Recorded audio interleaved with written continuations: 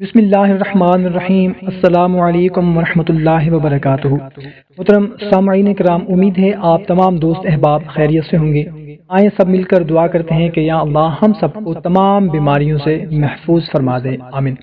محترم سامعین، اگر آپ چاہتے ہیں کہ آپ ہمیشہ تندرست رہیں، آپ کبھی بیمار نہ ہوں، کبھی کسی کے محتاج نہ ہوں، تو آپ نے فجر کی نماز ادا کرنے کے بعد صرف 3 مرتبہ یہ کلمات پڑھ لینے ہیں اور اس کو پڑھنے کا معمول بنا لینا ہے۔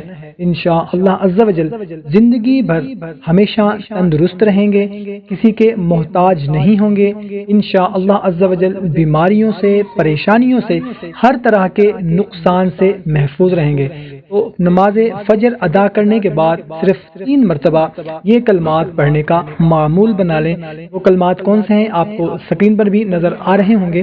سبحان اللہ العظیم وبحمدہ ولا حول ولا قوت الا باللہ العلی العظیم۔ جو شخص نماز فجر کے بعد یہ کلمات پڑھے گا وہ 99 بلاؤں سے محفوظ رہے گا، ہمیشہ تندرست رہے گا، پریشانیوں سے محفوظ رہے گا اور کسی کا محتاج نہیں ہوگا، تنگ دست نہیں ہوگا، ہمیشہ اس پر اللہ تعالیٰ کی رحمتوں برکتوں کا سایہ رہے گا۔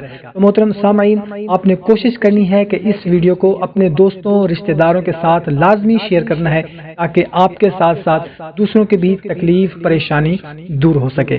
ہمیں اجازت دیں، اللہ حافظ۔